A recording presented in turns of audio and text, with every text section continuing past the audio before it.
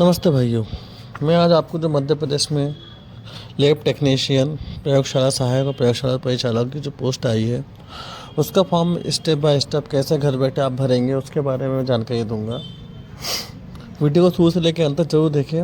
और साथ में मैं आपको ये बता दूं कि मैंने इससे पहले एक वीडियो बनाया था जिसमें इस वैकेंसी से संबंधित सारी जो डिटेल स्टेप बाय स्टेप मैंने उसमें वीडियो में डाली है। तो अगर आपको किसी प्रकार कोई डाउट हो या फॉर्म कैसे क्या क्या जानकारी है लेना दस्तावेज से रिलेटिव, तो वो सारे जो है उस वीडियो को देख लिए। मैं डिस्क्रिप्शन में उसकी लिंक डाल दूँगा, आप पहले उस वीडियो को देख लीजिएगा। उसके पश्चात आप फॉर्म भरिएगा तो आपके लिए और अच्छा काफ़ी मददगार हो सकता है। तो चलिए अब हम जो है फॉर्म भरना स्टार्ट करते हैं। तो सबसे पहले हम लोग गूगल में चले जाएंगे। गूगल में जाने के पश्चात आपको चयन पोर्टल जो है सर्च मारना होगा गूगल में। तो जैसे ही जो सबसे उसकी जो फर्स्ट जो लिंक खुलेगी है ना, उस पर क्लिक कर देंगे। क्लिक करने के पश्चात आप क्या होगा कि आप जो चयन पोर्टल का जो होम पेज है वो आपके सामने खुल जाएगा, जैसे कि आपको स्क्रीन पे दिख रहा होगा। तो सबसे पहले वाला जो कॉलम है दिख रहा होगा आपको, MP पुलिस हेड क्वार्टर करके, है ना। इस पर हम लोग क्या करेंगे, क्लिक करेंगे। क्लिक करने के बाद आपके सामने 3 ऑप्शन दिख रहे होंगे। एक तो पहले रूल बुक वाला है। दूसरा क्या है, अगर आप जब पेमेंट मारोगे तो उसका अगर पेमेंट नहीं होता तो उसके लिए आप दोबारा से यहाँ पे पेमेंट कर पाएंगे। और तीसरा देखिए आपको एप्लीकेशन फॉर्म है, यहीं से आप क्या करेंगे, आवेदन करेंगे। तो देखिए मैंने यहाँ पे क्लिक कर दिया है। मैं आपके सामने जो फॉर्म है जो लैब टेक्नीशियन का ऑनलाइन जो है मतलब फॉर्म भर के दिखाऊँगा लाइव, है ना, कि कैसे स्टेप बाय स्टेप फॉर्म भरेंगे करके, ठीक है। और हाँ, इसमें जो प्रयोगशाला सहायक और जो प्रयोगशाला परिचारक जो है उनके भी जो फॉर्म है वो भी सेम इसी टाइप से भरेंगे। बस उसमें के सामने में जो आपको जो फर्स्ट कॉलम है और बस उसको ही चेंज करना होगा आपको, बाकी प्रोसेस सेम सभी की सेम है। तो देखिए मैं यहाँ पे क्या, आवेदक का नाम, मध्य नेम, सरनेम, है ना, उसके अंदर पिताजी का नाम, उसके अंदर जन्म तिथि जो है, MP का मूल निवासी, ठीक है, विवाह कब हुआ था और कितने के बच्चे हैं उनके, उससे संबंधित जो जानकारी है, लिंक से संबंधित जो है ना, तो वो सारी जो डिटेल में फिल कर लेता हूँ। देखिए मैंने फिल कर चुका है। और उसके अंदर मैं आगे बढ़े पे मैं क्या करूँगा, यहाँ पे क्लिक कर दूँगा, ठीक है। आगे आगे बढ़ने के पश्चात आपके पास में ये जो सारी जो डिटेल पूछेगा, इनके आपको सर्टिफिकेट भी वहाँ पे अपलोड करना होगा। और इसकी जो फ़ीस है तकरीबन शायद 236 तकरीबन फ़ीस पे करना होता है। तो इसका भी वैसे विभाग द्वारा इसकी जो फ़ीस है वो डिसाइड नहीं की गई है, बट लेकिन जिस हम आप जो चयन पोर्टल जो है तो उनके माध्यम से जो आप फॉर्म फिलअप करें तो पोर्टल चार्जेस जो है 236 रुपये कटेगा, जिसमें GST वगैरह जो जो वो अपना उन्होंने चार्ज जोड़ के 236 रुपये पे करना होगा। बाकी डिपार्टमेंटली जो फ़ीस है उनने वो डिसाइड नहीं करके रखा हुआ है ना। तो अब देखिए आपको स्क्रीन पे दिख रहा होगा भूतपूर्व सैनिक की डिटेल मांगे जा रहे हैं वहाँ पे। शासकीय कर्मचारी जो होंगे उनकी डिटेल मांगे जा रही है। और विक्रम अवार्ड से जो सम्मानित है उनकी डिटेल मांगी जा रही है। अगर आपके पास में इनमें से कुछ भी है तो आप यस करेंगे, और नहीं है तो ना करके आगे बढ़ जाएंगे।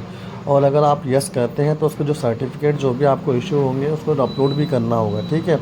मैं आपको ये बता दूं, देखिए आपके नीचे में फिर शैक्षणिक योग्यता के बारे में डिटेल मांगा जा रहा है, जिसमें कि आपको रोल नंबर, कब पास किए थे वो सत्र, यूनिवर्सिटी का नाम, और जो ग्रेडिंग सिस्टम वाले हैं तो वो भी परसेंटेज में निकाल के वहाँ फिल करेंगे। और जो परसेंटेज जिनका निकाला हुआ है तो उनका पूर्णांक और जो प्राप्तांक है वो डाल के अपना परसेंट टोटल जोड़ देंगे। आपको एक और बात बताना चाहूँगा इसके पश्चात कि यहाँ पे जो फर्स्ट लिस्ट आएगी वो फर्स्ट लिस्ट एक्चुअली में मेरिट के आधार पे आएगी। जितनी भी पोस्ट जिस वैकेंसी के लिए आएगी उसके 5 गुना जो कैंडिडेट है उनको वो मेरिट लिस्ट के आधार परसेंटेज के आधार पे उनको छांटा जाएगा। उसके पश्चात जो 5 गुना जो कैंडिडेट सामने जो मेरिट लिस्ट में जिनका नाम आएगा उनकी वो एक लिखित एग्ज़ाम लेगा। तो इसका भी आप ध्यान रखें, है ना। तो इसका नोटिफिकेशन आप अच्छे से पढ़ लें, समझ लें, ठीक है। और एक और चीज़ इसमें ध्यान दें कि इसमें जो लिखित एग्ज़ाम होगी ना उसमें क्या होगा, 100 नंबर के जो होंगे प्रश्न तो पूछे जाएंगे, बट लेकिन उसमें जो है 20 नंबर के जो सामान्य ज्ञान से प्रश्न पूछेंगे, और जो 80 नंबर के जो रहेंगे वो सामान्य विज्ञान से पूछे जाएंगे। तो इस चीज़ का भी वैसे ध्यान देंगे आप। और इसमें जो होंगे जो आपके जो प्रश्न पेपर जो होगा उसमें, तो उसमें ऑब्जेक्टिव वाले प्रश्न नहीं होंगे, उसमें वो लिखित एग्ज़ाम होगी। आपको लिख के एक शब्द में उसके जो है उत्तर देने होंगे, ठीक है। अब आपको देखिए स्क्रीन पे दिख रहा होगा कि आपको स्थायी पता वर्तमान पता डालने के लिए बोल रहा होगा। तो जो भी आपका स्थायी पता है या वर्तमान पता है वो डाल दीजिएगा अपना, जिसमें क्या वार्ड नंबर हो गया, आपकी कॉलोनी हो गया, है ना, गाँव का नाम हो गया, ठीक है, विलेज हो गया, डिस्ट्रिक्ट होगा, पिन कोड नंबर हो गया। ये सारी जो डिटेल है जो उसको आप फिल कर लेंगे। और फिल करने के पश्चात आप इसको क्या करेंगे, आगे बढ़ा देंगे, ठीक है। उसके बाद फिर क्या है, आपसे यहाँ पे तो दिव्यांगता का भी सर्टिफिकेट मांगेगा। अगर आप दिव्यांग हो तो आप उसको दिव्यांगता का भी अपना सर्टिफिकेट वहाँ पे लगा सकते हैं, जिससे कि उसको भी आपको जो है उसका भी आरक्षण मिल जाएगा, है ना। उसके पश्चात देखिए आपसे क्या हुआ जो पहचान चिन्ह मांग रहा है, ठीक है। तो जो भी अगर आपके बॉडी में कोई विशेष कुछ हो, तिल हो या फिर कोई भी मार्क हो, है ना, तो जिससे आपकी पहचान हो सके, अगर वो तो डालना हो तो डाल सकते हैं, नहीं तो नो मार्क करके आप आगे बढ़ जाएंगे। फिर वहाँ पे आपसे क्या है कि है ना पहचान आईडी, है ना, पहचान पत्र के लिए आपसे आईडी नंबर मांगेगा। जैसे आपके पास ड्राइविंग लाइसेंस हो या वोटर आईडी हो, है ना, तो इसके नंबर आपको डालना होगा। या फिर अगर वो ना हो तो आप आधार कार्ड अदर में से अन्य में सिलेक्ट करके आप आधार कार्ड नंबर भी डाल सकते हैं यहाँ पे, ठीक है। फिर आपको क्या है फ़ोटो जो साइन है वो आपको जो है अपलोड करनी होगी, ठीक है। तो फ़ोटो का जो साइज़ है 20 KB से लेके आपका जो 100 KB के अंदर में होना चाहिए। और जो है साइन का जो साइज़ है, साइन जो आप करेंगे वो भी जो है 10 KB से लेके 100 KB के बीच में आपको इसको अपलोड करना होगा, ठीक है। उसके पश्चात ये जो दोनों जो चीज़ें होगी, जो फ़ोटो और जो है साइन है आपकी वो JPG फॉर्म में होना चाहिए अपलोड करते समय, है ना। उसके पश्चात आप क्या करेंगे, कैप्चर कोड डालेंगे और आगे के लिए आप सबमिट कर देंगे, तो आपकी फ़ोटो और जो सिग्नेचर है वो अपलोड हो जाएगी, ठीक। फिर उसके बाद आपको डॉक्यूमेंट में अपलोड करने पड़ेंगे। डॉक्यूमेंट में जैसे आयु संबंधी 10th की मार्कशीट मांगेगा आपसे, आप जो कैटेगरी से बिलोंग करते हैं उसका जाति प्रमाण पत्र, श्रेणी का जो भी प्रमाण पत्र वो अपलोड करने के लिए मांगेगा। और योग्यता के रूप में आपसे जो है ग्रेजुएशन की मार्कशीट आपको अपलोड करने के लिए बोलेगा। अब इसमें क्या डॉक्यूमेंट में विशेष ध्यान देंगे कि आपका जो भी डॉक्यूमेंट आप अपलोड कर रहे हो 150 KB के अंदर में होना चाहिए।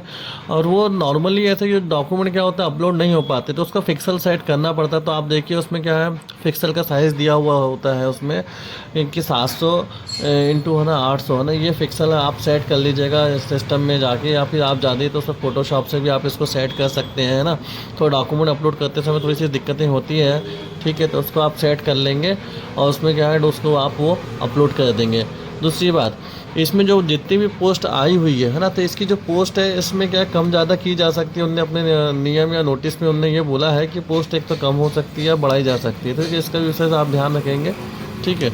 हम मैं यहाँ पे अपने जो डॉक्यूमेंट जो मैंने सेट कर के रखा हुआ है मैं उसको यहाँ पे अपलोड कर देता हूँ बारी बारी से, है ना। तो जन्म प्रमाण पत्र, जन्म तिथि के रूप में 10th की मार्कशीट डाल दिया है।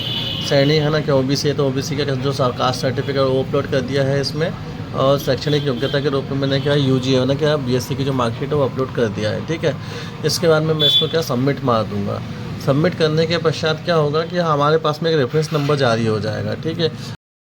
अब ये जो रेफरेंस नंबर है इसको आप कहीं पे भी नोट करके रख लीजिए, क्योंकि पेमेंट करते समय इस रेफरेंस नंबर की हमको आवश्यकता पड़ेगी। कभी कभी क्या होता है कि सर्वर का इशू की वजह से क्या होता है जो हमने फॉर्म भरा होता है वो टोटली है ना क्या बैक हो जाता है। तो इसलिए क्या हो रेफरेंस नंबर से हमको दोबारा फॉर्म भरना नहीं पड़ेगा, डायरेक्टली हम उसी से जहाँ तक फॉर्म भरा है वो दोबारा से हम खोल सकते हैं, ठीक है।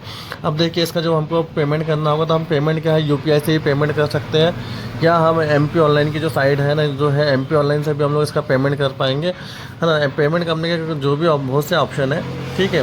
तो देखिए आपको मेरा जो फॉर्म जो है पेमेंट करने के लिए मैं यहाँ से पेमेंट कर दे रहा हूँ MP ऑनलाइन के माध्यम से। अब मेरा जो सारी प्रोसेस हो जाने के बाद अब मेरे पास में लास्ट में जो प्रिंट आउट निकलेगा वही प्रिंट आप कस्टमर को दे। वीडियो को शुरू से अंत तक देखने के लिए धन्यवाद। ऐसे ही आप हमारे वीडियो को देखते रहें और हमारे चैनल को लाइक और शेयर करना ना भूलें, जिसकी वजह से आपको ऐसे ही जो है वीडियो जो आपको घर बैठे जो जानकारी मिलती है। धन्यवाद, थैंक यू।